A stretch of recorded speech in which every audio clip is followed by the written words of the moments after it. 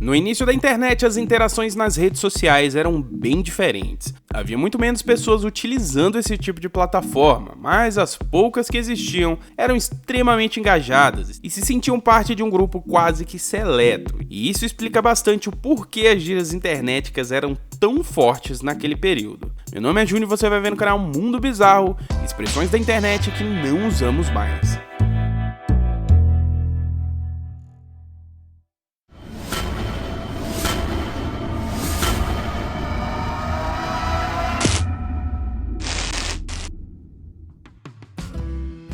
Você que foi adolescente no início dos anos 2000 sabe o quão revolucionário foi entrar em uma rede social pela primeira vez. Aquela pessoa que você observava na sua rua ou na escola e que você simplesmente não sabia nada da vida dela. Agora você podia saber como era a rotina dela, qual filme ela gostava, quem eram os amigos mais próximos, o que ela foi fazer domingo passado, se ela gosta de cachorro ou de gatos e, principalmente, você tinha acesso às fotos pessoais dela. Stalkear não era só permitido, como era basicamente uma função essencial em redes sociais como o Orkut, que ainda te denunciava, avisando ao usuário que você o visitou. Era um misto de curiosidade e medo que quase sempre valia a pena. Quando de repente você se enchia de coragem para conversar com aquela garota ou garoto que você estava tão afim, a primeira coisa que você dizia era: "Quer tecer comigo?", que era basicamente: "Quer teclar comigo?". Era uma pergunta meio boba, né? Afinal, só o fato de você mandar isso e a pessoa te responder já estavam teclando. Mas, na realidade, essa frase era uma forma educada de pedir a atenção de outra pessoa. Era quase um "com licença, pode conversar comigo?". Esse era o primeiro grande passo. Se a pessoa aceitasse, você poderia passar aos passos seguintes, que era perguntar o nome e a idade. A pergunta era tão repetidamente feita que algum gênio inventou a palavra nomidade, uma forma bem mais rápida de saber esses dados tão essenciais na conversa. A abreviação era de lei, então termos abreviados que até hoje são usados como você, se, também, tudo bem, OMG, LOL, foram todos inventados nessa época e foi muito bom a princípio, porque agilizavam a conversa.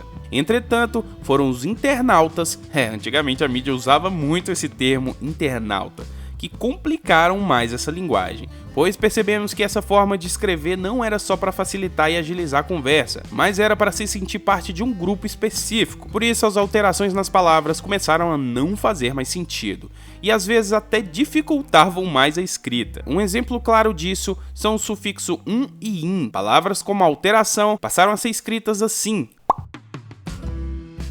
Não, bom, bem, todas foram transformadas. Passamos a trocar letras simplesmente por trocar, como por exemplo o Q por K. Assim começou a ter grupos que eram adeptos de algumas alterações e outros de outras. Havia, por exemplo, quem escrevesse tudo repetindo as letras. Aqueles que colocavam letras com fontes quase ilegíveis. Acredite, isso era completamente de propósito. Para essas pessoas era legal ver a dificuldade alheia em decifrar suas frases. E por falar em decifrar, quem não se lembra quando a galera começou a trocar as letras por emoticons no MSN? Havia uma espécie de extensão que você poderia trocar suas letras por imagens que as representavam. O problema é que as pessoas foram basicamente trocando todas as letras por emoticons, chegando ao ponto de que suas frases ficavam muito difíceis de entender. Mas era assim que se desenvolvia o papo. Momentos felizes em que você passava horas e horas em frente ao PC, madrugadas e madrugadas, conversando com essas paqueras, descobrindo sobre suas vidas e arrancando boas risadas, que quase sempre eram essas aqui. Acreditem, não haviam tantas variedades de risadas como hoje. Fazer parte desse grupo era quase essencial para ter um sucesso na conversa com a apaixonite. Afinal, se você escrevesse tudo certinho, você corria o risco de ser interpretado como um velho e tudo que você queria naquela época era parecer jovem e descolado. Se depois de toda essa conversa, a pessoa se interessasse por você, ela geralmente perguntava: "Posso tecer com você amanhã? Que horas vai estar on?". Se você recebesse o sim, que geralmente era um sim-e, que significava a mesma coisa, você podia partir pro abraço. Você encerrava a conversa dizendo tchau, mas o ponto final mesmo era quando você dizia fui. Era a maneira correta de dizer, agora eu tô indo de verdade, hein?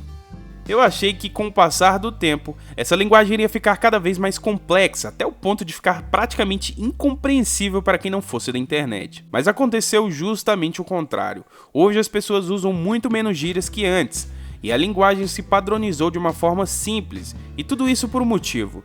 A internet se tornou mais universal. Redes sociais como o Facebook e o WhatsApp, por exemplo, são utilizadas desde o seu sobrinho de 10 anos até por sua avó de 70. Não há mais aquela sensação de que você faz parte de um grupo seleto, porque todo mundo tá aqui agora, assistindo esse canal, por exemplo. O perfil do público mudou hoje. Há muito mais gente na internet, mas muito menos engajadas. Por exemplo, basta você comparar um canal do YouTube de 8 anos atrás. O cara que tinha 40 mil inscritos tinha basicamente o mesmo engajamento dos canais que hoje tem 3 ou 4 milhões de pessoas. Entretanto, definitivamente, hoje a internet está melhor, porque hoje muitas pessoas podem viver apenas para lhe entreter, como é meu caso. E isso faz com que possamos trocar as mídias tradicionais por conteúdos aqui da internet. Enfim, a conclusão que tiro é que a linguagem diferente daquele período da internet apenas refletia a sensação dos usuários daquela época como parte de uma tribo, com seus próprios costumes e idiomas.